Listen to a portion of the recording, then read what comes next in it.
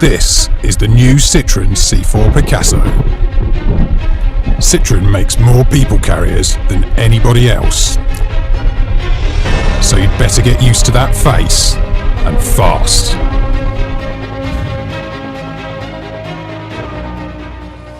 While the Citroen's latest rival, the Fiat 500L, turns the clock back with retro design, the C4 Picasso looks like the car of the future.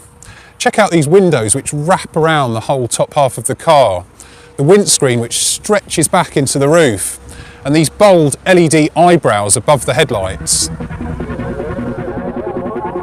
Oh, it's just a regular diesel engine. I was hoping for something more space age.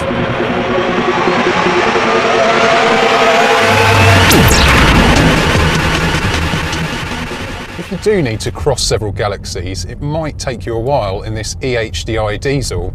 It's got a fairly modest 115 brake horsepower, so 0 to 60 takes about 12 seconds, and you'll need to shift down at the first sight of a hill. Fuel economy is where the Picasso excels. Citroen claims more than 70 miles per gallon, and CO2 emissions of 105 grams per kilometre mean annual car tax costs less than half a tank of fuel. We don't take claimed figures for granted though. Click here to see how the previous Picasso fared in our more realistic fuel economy tests. So, it's no rocket ship then, but it is fairly refined, even at motorway speeds. You won't get any complaints from the back about the noise.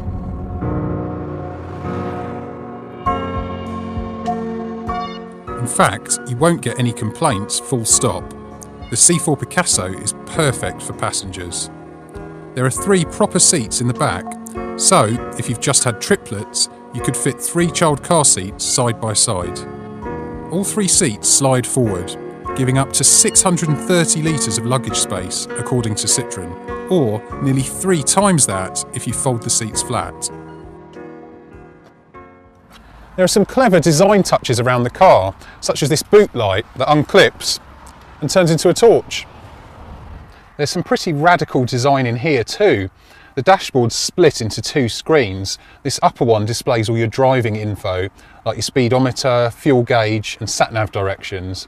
And you can even change the wallpaper, like on your PC at home. The lower touchscreen controls the stereo, nav, aircon, almost everything on the car in fact. But while it looks cool, having to navigate all those submenus is more complicated than just pressing a physical button. Or maybe I'm just being old-fashioned.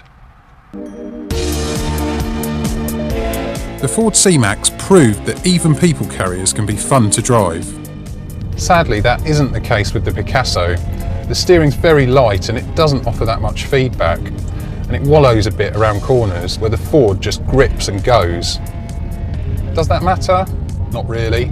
This is a car built for comfort, not speed, and its soft suspension copes with potholes and bumps very well.